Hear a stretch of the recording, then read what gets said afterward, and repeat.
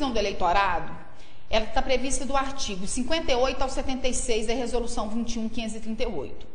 Então, antes da gente fazer a leitura dos artigos da resolução, o ideal é que a gente tenha uma visão geral de como funciona a revisão do eleitorado. Então, na verdade, eu montei um quadro esquemático para a gente poder primeiro entender como que funciona, numa visão macro. Depois que a gente entender como que funciona o processo de revisão, aí nós vamos passar, aí eu vou fazer a leitura, na verdade, a leitura dos artigos da resolução com você, para a gente poder ir explicando artigo por artigo o que eles determinam. Porque, na verdade, o que acontece? Na hora que você for ler os artigos, você vai perceber que não tem uma sequência lógica às vezes. Então, às vezes ele fala dá uma informação, lá na frente ele volta, falando do início do processo de revisão. Então, as informações não estão concatenadas de modo que você consiga visualizar de maneira muito clara como que funciona o processo de revisão. Então, para poder te auxiliar na hora de estudar, porque entendendo como funciona, fica mais fácil de guardar o que a resolução determina, montei esse esquema para a gente poder ter essa visão geral a respeito do processo revisional. Depois nós vamos passar a análise específica dos dispositivos constantes na resolução. Então, tudo começa ou com uma denúncia, ou então de ofício ao Tribunal Regional Eleitoral, ou à Justiça Eleitoral, na verdade, né? Então, na verdade, a Justiça Eleitoral, ela pode dar start no processo revisional, ou porque alguém denunciou alguma fraude no processo eleitoral, no processo de alistamento eleitoral e transferência, ou então porque ela identificou algum problema. Então, nós vamos ver lá na resolução que os problemas são como, por exemplo, o número de eleitores 65% maior do que o IBGE definiu com relação ao número da população definida pelo IBGE. Pode ser problemas com transferências elevadas, 10% de transferência a mais do que em relação ao ano anterior. Pode ser com relação à questão da população entre 10 e 15 anos e acima de 70 anos, ser o número de eleitores ser o dobro do que está estabelecido para essa população. Então, nessas situações, a Justiça Eleitoral vai estabelecer a revisão do eleitorado de ofício. Bom, o TRE, percebendo que tem indícios de fraude no processo de alistamento e transferência, ou seja, no cadastro de eleitores, ele vai estabelecer uma correição. Estabelecendo a correição e verificando que realmente tem possibilidade de fraude comprometedora com o processo eleitoral, ele estabelece que haja revisão do eleitorado. O TRE, aprovando a revisão do eleitorado, quem vai conduzir todo o processo de revisão vai ser o juiz eleitoral. Então, ele vai ter, a partir da aprovação do TRE, o prazo máximo de 30 dias para iniciar os trabalhos de revisão, para começar o processo de revisão.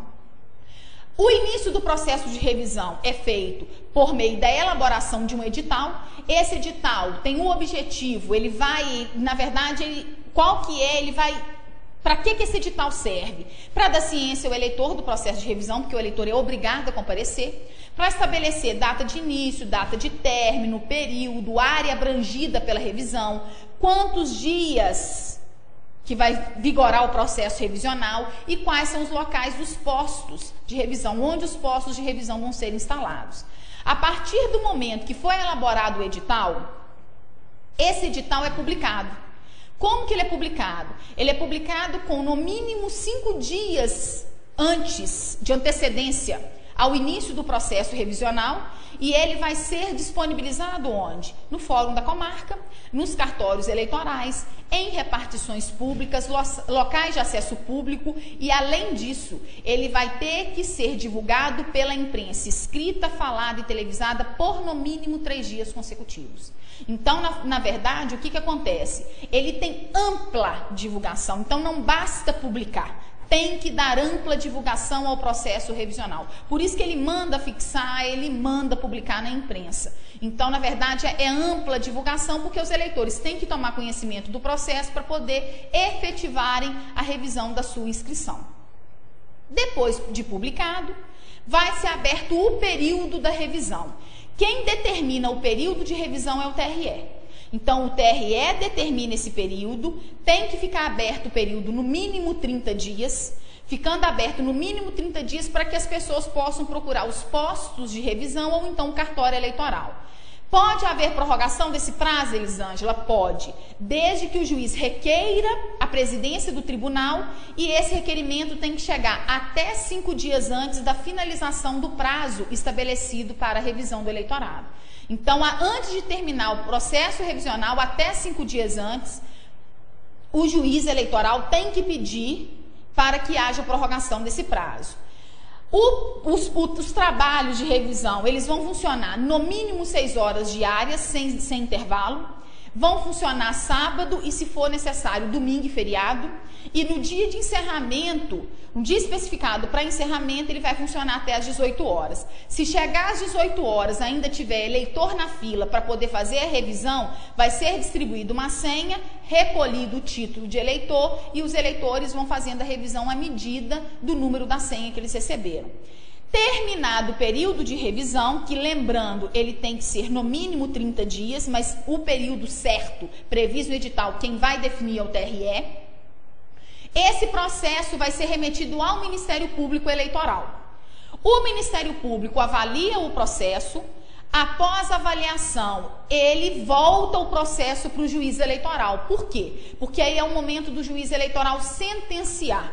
O juiz eleitoral vai determinar em sentença proferida, em regra, no prazo de 10 dias, porque o tribunal pode estabelecer prazo diferente, a regra é que seja no prazo de 10 dias. Essa sentença vai especificar o cancelamento de todas as inscrições que tiverem irregulares e das inscrições cujos eleitores não compareceram para poder fazer a revisão. Então, vai determinar o cancelamento de ofício. Então, o cancelamento das inscrições são determinadas de ofício. De ofício. Porque o juiz eleitoral que vai entender se tem que cancelar ou se não tem que cancelar. Além disso, ele vai tomar as providências com relação a irregularidades, duplicidade, pluralidade e, inclusive, se tem ilícito penal envolvendo o processo de fraude, né? Tem alguma fraude, tem algum ilícito penal envolvendo aquela situação. Buscar punição do eleitor e, inclusive, de servidores da Justiça Eleitoral, se for o caso. Após a sentença do juiz, a publicação da sentença do juiz, começa a correr um prazo para recurso. Esse prazo de recurso é de 3 dias. E aí, a partir daí, nós separamos o processo. Por quê? Porque até esse momento, você percebeu que não teve ampla defesa garantida ao eleitor. Simplesmente eu falei, o juiz sentencia cancelando a inscrição. Você percebeu isso? Mas tem que ter garantia ampla defesa. E a ampla defesa vai ser exercida em qual momento, então? No momento de apresentação do recurso. O juiz sentenciou, determinou o cancelamento das inscrições que estão irregulares ou inscrição que o eleitor não compareceu. O eleitor vai ter o prazo de 3 dias para apresentar um recurso chamado recurso inominado. E esse recurso inominado vai ser dirigido ao TRE para que o TRE analise as alegações, porque as alegações do eleitor pedindo não cancelamento, né, justificando a regularidade do alistamento eleitoral dele.